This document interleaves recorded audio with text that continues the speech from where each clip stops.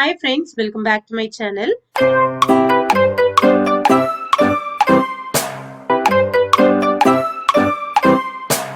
இன்னைக்கு ரொம்ப டேஸ்டியான ரொம்ப சிம்பிளான ஒரு லஞ்ச் பாக்ஸ் ரெசிபி தான் பார்க்க போறோம். பிளெயின் குஸ்கா ரெசிபி பண்ண போறோம். இது கூடவே ரொம்ப சிம்பிளான ஒரு எக் ரோஸ்ட் ரெசிபியும் பார்க்க போறோம். 2 கப் பாஸ்மதி ரைஸ் எடுத்திருக்கேன். இது கிட்டத்தட்ட 1/2 கிலோ இருக்கும். 2-3 தடவை நல்லா கழுவிட்டு கொஞ்சம் தண்ணி சேர்த்து ஒரு 1/2 மணி நேரம் ஊற வச்சிடலாம். இது நல்லா ஊறட்டும்.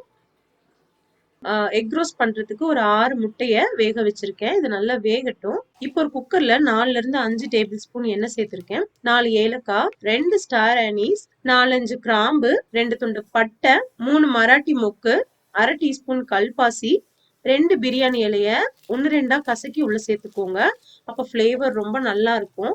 1 டீஸ்பூன் சோம்பு. இதெல்லாம் நல்லா பொரியட்டும். இது பொரிஞ்சதும் 2 பெரிய வெங்காயத்தை நீல வாக்குல நறுக்கியிருக்கேன். அதையும் உள்ள சேர்த்துக்கலாம். கொஞ்சம் உப்பு சேர்த்து இதை நல்லா வதக்கி எடுத்துக்கோங்க.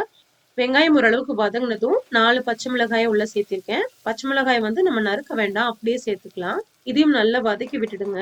வெங்காயம் பச்சை மிளகாய் ஓரளவுக்கு வதங்கினதும் 3 ஸ்பூன் இஞ்சி பூண்டு விழுது சேர்த்திருக்கேன். இது கூடவே ஒரு 1/2 கைப்பிடி புதினா இலை சேர்த்துக்கலாம். குஸ்கா நல்ல ஒரு வாசமா இருக்கும். இதை நல்லா வதக்கி விட்டுடலாம்.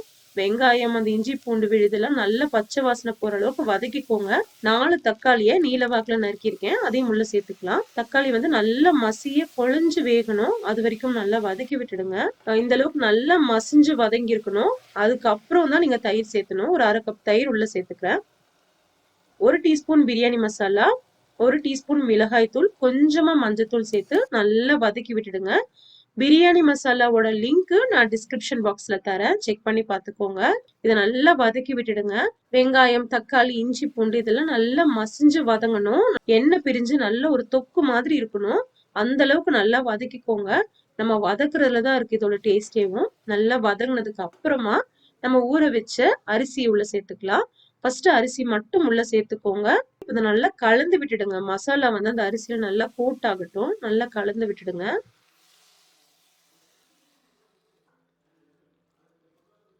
இப்ப நல்ல சூடான தண்ணிய நம்ம உள்ள சேர்த்துக்கலாம். 1 டம்ளர் அரிசிக்கு 1 டம்ளர் தண்ணிங்கிற கணக்குல நான் 2 டம்ளர் அரிசி எடுத்திருக்கேன். அதனால 3 டம்ளர் தண்ணி சேர்த்துக்கலாம். 1 டேபிள் ஸ்பூன் நெய், 1/2 பழம் எலுமிச்சம்பழத்தை பிழிஞ்சு விட்டுருக்கேன். இது ரெண்டையும் சேர்த்துட்டு நல்லா கலந்து விட்டுடுங்க.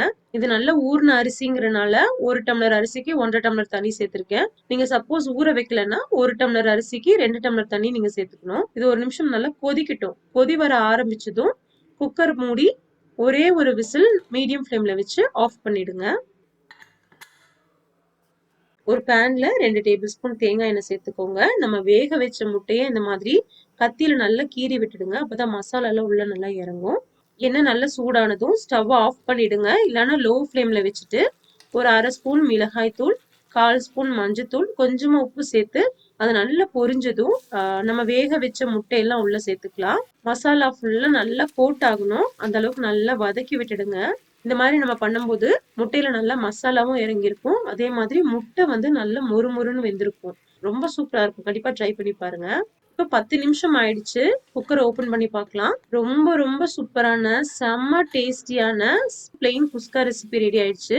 இந்த ரெசிபி ரொம்ப சிம்பிள் பட் செம்ம டேஸ்டா இருக்கும். இந்த ரெசிபி உங்களுக்கு கண்டிப்பா பிடிச்சிருக்கும்னு நினைக்கிறேன். தேங்க்யூ.